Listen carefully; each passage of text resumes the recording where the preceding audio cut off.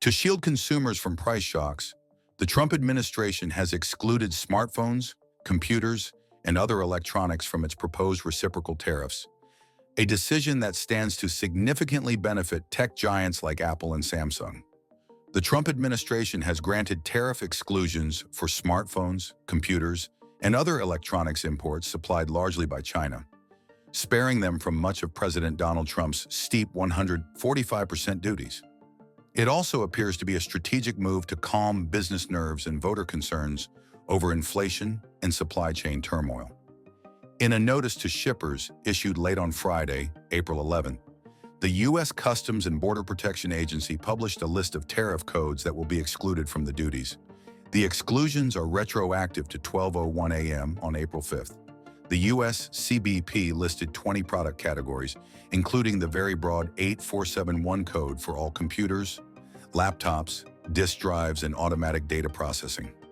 It also included semiconductor devices, equipment, memory chips, and flat panel displays. The notice did not provide an explanation for the Trump administration's move, but the exclusion provides welcome relief to major U.S. technology firms, including Apple, Dell Technologies, and countless other importers. U.S. Customs and Border Protection released detailed guidelines on tariff exemptions for select products, including semiconductors, electronic devices, and AI servers. So, if you look at that, China, first row, China, 67%. That's tariffs charged to the USA, including currency manipulation and trade barriers. So 67%, I think you can, for the most part, see it. Those with good eyes, with bad eyes. We didn't want to bring, it's very windy out here, we didn't want to bring out the big charts because it had no chance of standing. Fortunately, we came armed with a little smaller chart. So 67%, so we're going to be charging a discounted reciprocal tariff of 34%. I think, in other words, they charge us, we charge them less, so how can anybody be upset? They will be, because we never charge anybody anything, but now we're going to charge. European Union, they're very tough, very, very tough traders.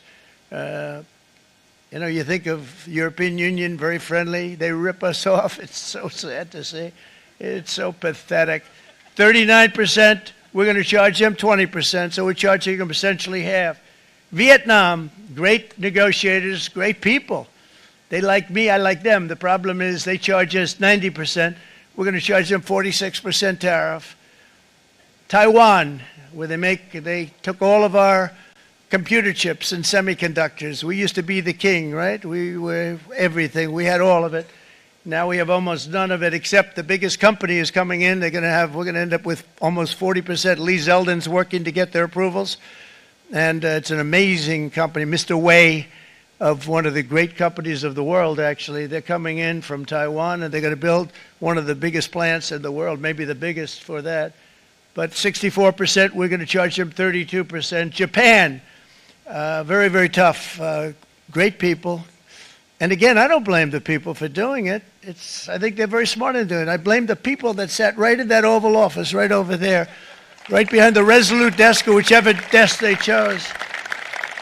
Japan, 46%. They would charge us 46%, and much higher for certain items like cars, you know, little items like cars. 46%, we're charging them 24%. India, very, very tough, very, very tough. The Prime Minister just left. And he's a great friend of mine, but I said, you're a friend of mine, but you're not treating us right. They charge us 52%. You have to understand, we charge them almost nothing for years and years and decades. And it was only 7 years ago when I came in, we started with China and charged them. We took in hundreds of billions of dollars from China in tariffs. And they understood, honestly. President Xi understood. He said, look, I understand. And the other countries, and they all understand. We're going to have to go through a little tough love, maybe, but they all understand. They're ripping us off, and they understood it.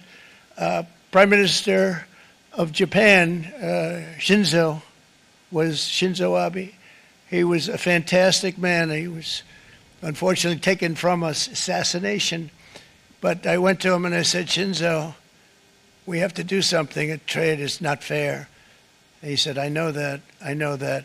And he was a great gentleman. He was a fantastic man, but He understood immediately what I was talking about. I said, Shinzo, we have to do something. He said, I know that. And we worked out a deal, and it would have been a much better deal, but frankly, there were many years left on the deal that was made previous to my getting there, but it was something. If you look at Switzerland, 61% to 31%. Indonesia, Malaysia, Cambodia. Oh, look at Cambodia, 97%. We're going to bring it down to 49. They made a fortune with the United States of America. United Kingdom, 10%, and we'll go 10%. So we'll do the same thing. South Africa, 60%, 30%, and they've got some bad things going on in South Africa. You know, we're paying them billions of dollars, and we cut the funding because a lot of bad things are happening in South Africa. The fake news ought to be looking at it. They don't want to report it. Brazil, 10%, 10%. Bangladesh is 74%. So you see what's going on. Pakistan, 58%. Sri Lanka, 88%. So what we're doing is we're taking not the full, we could take the full 88%. Thanks a lot. Here are just a short list of some of the companies that have already announced and committed to investment. And this is a company that built its factories and its plants in China. Apple is going to spend $500 billion. They never spent money like that here. They're going to build their plants here. SoftBank, OpenAI, and Oracle, great companies, are investing $500 billion almost immediately. NVIDIA, a hot company, is investing hundreds of billions of dollars. They just announced. TSMC, the biggest, most important company in the world of chips from Taiwan, with no investment from us, is investing $200 billion, and they said the reason was, number one, the election of November 5th, and number two, the tariffs. They don't want to pay the tariffs, and the way they're not paying it is to build their plant here. So we're going to go from almost no percentage. We used to have 100% of the chip market. Now it's all in Taiwan. Almost all of it's in Taiwan, a couple of other countries, but mostly in Taiwan. And think of it, we had 100%. We lost it because of people in that office that didn't do their job. They allowed it to be stolen from us. Johnson & Johnson, great company, $55 billion. Eli Lilly, $27 billion. Meta is investing $500 billion. Wow. DeMac is investing $20 billion. CMA, CGM, $20 billion. And then you have Merck and Clarios, Stellantis, General Motors, GE Aerospace, Honda, Nissan, Hyundai are all putting in billions and billions of dollars, and they're committed 100%. So. And we've never had, and this is after 2.5 months. This is after just a short, this all took place as soon as we came out with what everybody wanted to do. You know, I watched a gentleman today on television, he used to work with Lee Iacocca, a very respected automobile person, and he said, you know, because they're asking people, and they try and get as many negative people as they can, but they can't find them too much. It's pretty hard to find in terms of what we're doing, especially when they see all this investment. They said, so tell me, what do you think of what Trump is doing from the automobile standpoint? He said, I can't believe it. Somebody is finally, he's an older guy, real pro, really top guy, with Lee Iacocca. He said, I never thought I'd see the day when this would happen, where somebody had the courage to go and do what has to be done. This is transforming our nation. Our entire nation is going to be transformed, not only with the cars, but on every single other item that's built. We're going to become an industrial powerhouse. And he said that so beautifully today. In fact, I'm going to find out, I'm going to get a tape, and Bruce, I'm going to get that tape, and I'm going to send it to you out in Long Island, and you're going to play it for the people. And all your union workers and your non-union workers out there, you got a pretty even split. But we have, so far, it looks like we're going to have about $6 trillion of investments, and you wouldn't do that in years in this country over the last number of years. $6 trillion, and that's going to be much higher by the end of the year. And think of what $6 trillion is.